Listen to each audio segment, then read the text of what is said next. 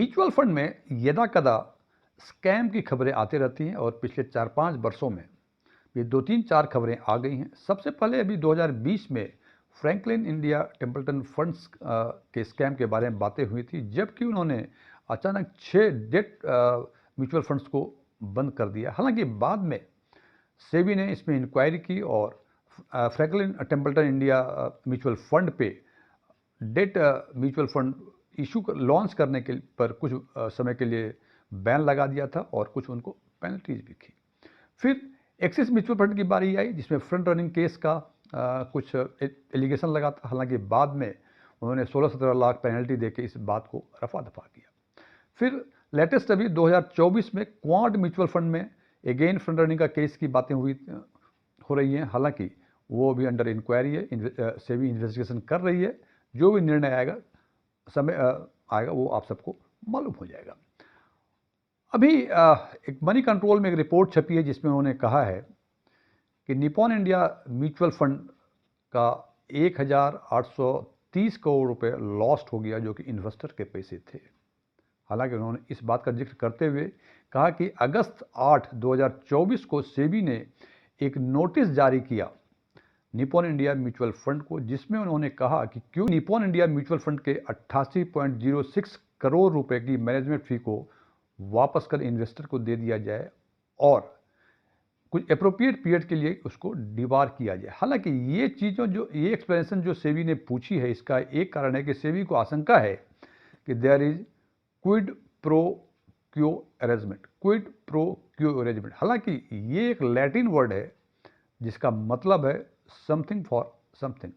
इसको सीधे साफ शब्दों में कहें तो मैं आपको फेवर करूं, आप मुझे फेवर करें और हम दोनों मिलके तीसरी पार्टी को चूना लगा दें, जो कि सेबी सोच रहा है कि तीसरी पार्टी इन्वेस्टर्स है, जिसका 1830 करोड़ रुपए का चूना लग गया है।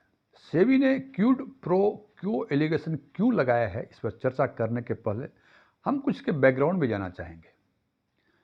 सबसे पहली बात, आज जो निपॉन इंडिया म्यूचुअल फंड है, 2019 मार्च 2019 के पहले ये रिलायंस म्यूचुअल फंड हुआ करते थे। इसका मतलब मार्च 2019 तक रिलायंस म्यूचुअल फंड था और मार्च 2019 में इसका नाम चेंज हो गया निपॉन इंडिया म्यूचुअल फंड। क्योंकि ये चूना लगाने की कहानी जो है ये 2016 से 2020 की है। इसका मतलब उस टाइम 2016-17 में रिलायंस म्यूचुअल फंड थे।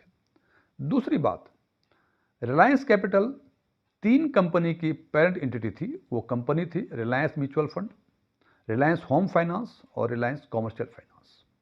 ये दोनों बातों का ध्यान रखें। जैसे पहले बताया कि एस्ट वाइल रिलायंस म्यूचुअल फंड, आज का दिन निपॉन इंडिया म्यूचुअल फंड है, और रिलायंस कैपिटल जो था वो पेरेंट एंटिटी थी रिलायंस म्यूचुअल फंड की, रिलायंस होम फाइनेंस की और रिलायंस कॉमर्शियल फाइनेंस की।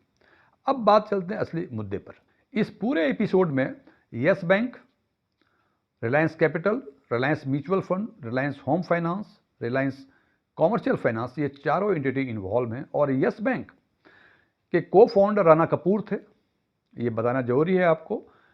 और ये जनवरी 2019 तक, जब से यस बैंक स्टार्ट हुआ, इंसेप्शन से लेकर जनवरी 2019 तक ये यस बैंक के एमडी और सीईओ भी रहे।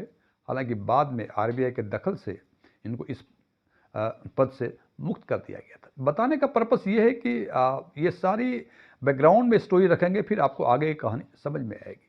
कहानी स्टार्ट होती है जनवरी 2017 से, जब यस बैंक ने 500 करोड़ का cash credit limit Reliance home finance, Reliance commercial finance और रिलायंस म्यूचुअल फंड को दिया। इसके बाद अक्टूबर 2017 में Reliance home finance, Reliance mutual fund और रिलायंस कॉमर्शियल फाइनेंस ने 2,900 करोड़ का नॉन कन्वर्टेबल डिवेंचर इशू किया, जिसको यस बैंक ने परचेज किया। यानी हम सीधे साफ शब्दों में कह सकते हैं कि यस बैंक ने 2,900 करोड़ का और लोन दिया इन तीनों एंटिटीज को, जिसकी पेरेंट एंटिटी रिलायंस कैपिटल थी। और इस हिसाब से देखते हैं कि 3,200 करोड़ के आसपास यस बैंक ने लोन दिया रिलायंस कैपिटल के एंटिटी को, जो रिलायंस म्यूचुअल फंड थे, रिलायंस होम फाइनेंस थे और रिलायंस कॉमर्शियल फाइनेंस थे। अब जनाब, ये तो समथिंग फॉर समथिंग। अभी यस बैंक ने ओवलाइज किया रिलायंस ग्रुप को। अब इसके एवज में यस बैंक ने AT1 means additional tyre 1 bond 2850 crore का इशू किया, जिसे कि इन तीनों entity Reliance mutual fund, Reliance home finance और रिलायंस कमर्शियल फाइनेंस ने परचेज की। अब जनाब एक साइड में देखें कि 3400 करोड़ का लोन यस बैंक ने इन रिलायंस ग्रुप को दिया और रिलायंस ग्रुप ने 2800 करोड़ का लोन यस बैंक को दिया और रिलायंस ग्रुप ने जो 2800 करोड़ का लोन यस बैंक को दिया उसमें एक पार्टिसिपेंट्स रिलायंस म्यूचुअल फंड थे और रिलायंस म्यूचुअल फंड ने वो पैसे इन्वेस्टर के पैसे दिए। हालांकि एडिशनल टायर 1 बॉन्ड जो होता है वो कोई भी बैंक अपना कैपिटल बेस को स्ट्रॉन्ग करने के लिए बाजार में इशू करता है और बाजार के मार्केट प्लेयर्स उसको परचेज करते हैं, यानी मार्केट प्लेयर्स को लोन देते हैं। और मार्च 2020 में reserve bank of India Indian government के इंटरवेंशन से यस बैंक को रिस्ट्रक्चर प्लान के तहत 81 बॉन्ड को राइट ऑफ कर दिया गया। हालांकि जनाब ये निर्णय रिजर्व बैंक ऑफ इंडिया और भारत सरकार द्वारा लिया गया है, लेकिन वो बॉन्ड जो परचेज किया गया था 2800 करोड़ के आसपास का by the Reliance capital group, जिसमें रिलायंस म्यूचुअल फंड, उस टाइम का रिलायंस म्यूचुअल फंड, बाद में निप्पॉन इंडिया म्यूचुअल फंड जिसका नाम हो गया, वो भी इन्वॉल्व थे। और निश्चित रूप से वो जो पैसे रिलायंस ग्रुप ने या रिलायंस म्यूचुअल फंड ने यस बैंक को दिए थे वो पैसे इन्वेस्टर्स के थे और ऑन दिस अकाउंट, और इस कारण से जो इन्वेस्टर्स के जो टोटल लॉस हुए वो 1830 करोड़ के लॉस हुए। और इसी के कॉन्टेक्स्ट में सेबी ने 8 अगस्त 2024 को, और सबसे इंटरेस्टिंग फैक्ट है ये ट्रांजैक्शंस जो हुए 81 बॉन्ड में इन्वेस्ट करने के, इसके एवज में रिलायंस म्यूचुअल फंड ने 88.6 यानी 88 करोड़ 60 लाख रुपए का मैनेजमेंट फी चार्ज किया है। और इसी के कॉन्टेक्स्ट में सेबी ने moneycontrol.com की रिपोर्ट के अनुसार के हवाले से ये कहा गया है कि सेबी ने 8 अगस्त 2024 को नोटिस इशू किया है और उनको कहा है कि क्यों नहीं ये 88.6 करोड़ का जो मैनेजमेंट फ़ी है इसको वापस ले लिया जाए और उनको कुछ अप्रोप्रिएट पीरियड के लिए डिबार कर दिया जाए। और जनाब ये कहानी जो भी हो, 88 करोड़ वो वापस हो वापस ना हो, लेकिन उसका क्या होगा जो कि Reliance mutual fund, erstwhile Reliance mutual fund ने इन्वेस्टर्स के पैसे को यस बैंक के 81 बॉन्ड में इन्वेस्ट किया था और जो बाद में रिजर्व बैंक ऑफ इंडिया और भारत सरकार के इंटरवेंशन से उसको राइट ऑफ कर दिया गया।